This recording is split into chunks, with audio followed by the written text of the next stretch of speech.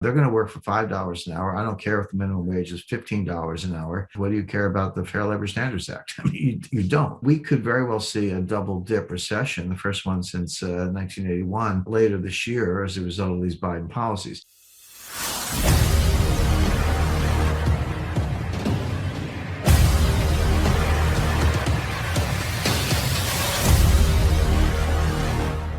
Do those two events, the manifestation of those two events, the vaccine and the Biden administration, does that change your views and your predictions for the future in any material way?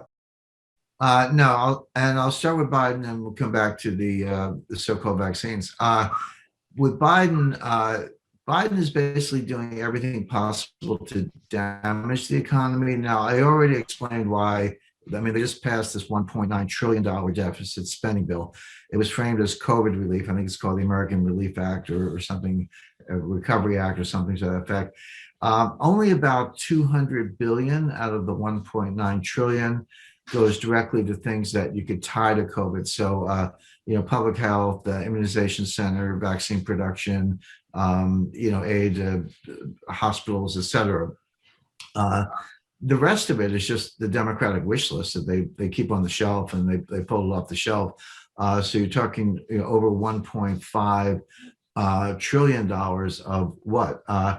Child care tax credit, increased, the earned income credit is now the unearned income credit, because you get the credit even if you don't have a job.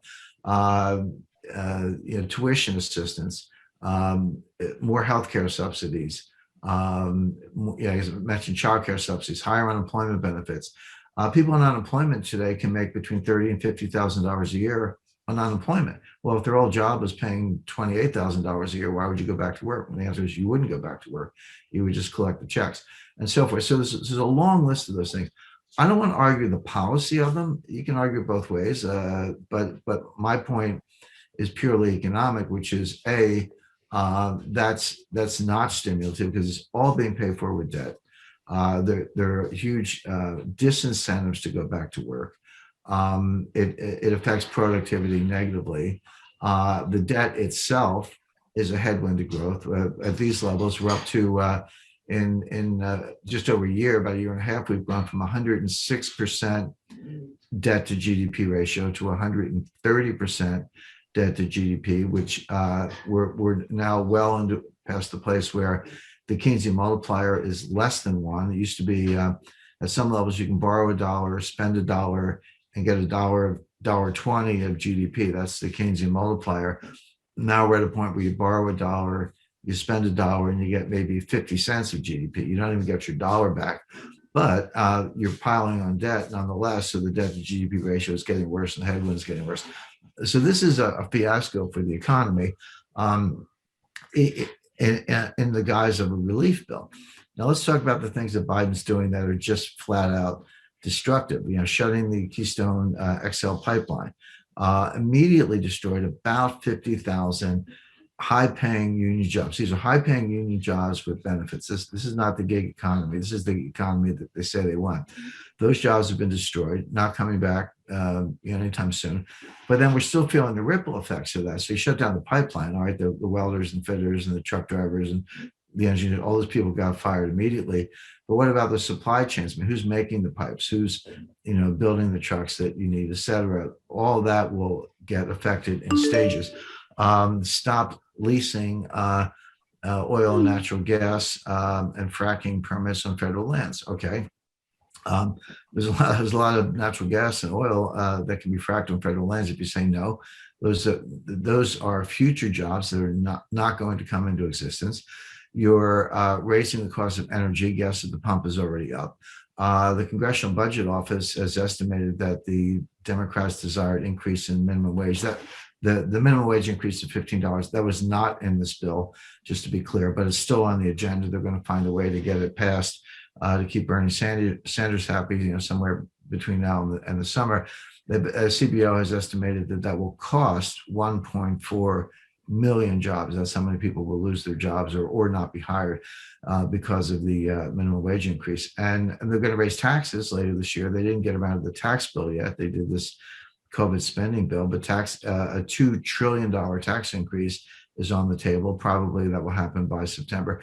So you go down the list. Immigration. So opening the border. These people are coming in. They're going to work for $5 an hour. I don't care if the minimum wage is $15 an hour. If you're here illegally to begin with, what do you care about the Fair Labor Standards Act? I mean, you don't. So you'll work for $5. And it's not just people working for $5 taking a job away from an American. That happens. But what it does, it acts as a depressant on the entire wage structure of the United States. Even people who are US citizens here legally, entitled to a minimum wage of $15 as an employer, why are you going to pay people anywhere close to that if there's a huge multi-million person labor pool working for $5? You won't. And so it drags everybody down. And if you require $15 and you don't want to hire the legal worker, then it's not even a question of paying them $10 because you can't. It's you don't even hire them to begin with, period. That's where the job losses come in. So put all this together.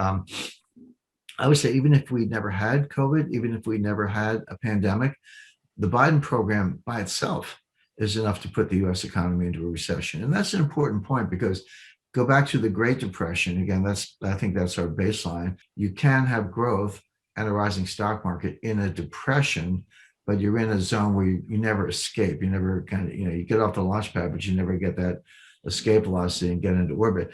So yeah, we have expansion right now from a low level and not quite back where we were, but we could very well see a double dip recession, the first one since 1981, later this year as a result of these Biden policies. So the short answer is most of what he's doing is destructive of jobs, destructive of economic growth, on top of the fact that we were struggling to recover anyway. And the bottom line there may be a technical recession later this year. As far as the vaccines are concerned, I think it's important to know they're not traditional vaccines. I'll put the word vaccines in quotation marks. And I don't want to kind of go too far afield on that, but this is experimental genetic modification therapy. That's what it is. The first famous vaccine, Edward Jenner noticed that milkmaids didn't get smallpox. So we said, well, how come? Why is that? Well, it turns out that they were exposed to cowpox because they were milking cows all day, and cowpox created antibodies in human that didn't make you really sick, but did give you the antibodies that prevented you from getting smallpox. So the smallpox vaccine, the first one was really, they injected you with cowpox, mild discomfiture, but not much more. But then you got the antibodies that fended off smallpox. And the same thing, with Louis Pasteur and rabies and Salk and all the vaccines that we're familiar with. And a lot of us got as kids, I know I did. But those involve either giving you the actual virus in a weakened form or giving you something very close to the virus that was not going to make you really sick to generate the antibodies to fend off the disease. That's not what these vaccines are. This is mRNA technology, messenger RNA, which is a half a strip of DNA. It's basically a genetically engineered strip of molecules, basically, that take over your cell and cause your cell to create a DNA strand. So the RNA says, give me the other pairs, and we'll make a DNA strand that generates a spike protein. And the spike protein is not the disease, but it's sufficiently similar to cause the antibodies to be created. And then in theory, you're ready if you actually get hit with the COVID. Couple things. It doesn't prevent you from getting COVID. It does prepare your body to fend it off. And apparently it's fairly efficient at that. It doesn't stop transmission. If you get COVID and if you have the vaccine or this genetic treatment and you get COVID, you might not get particularly ill, but you can still give it to others. So it doesn't affect transmission.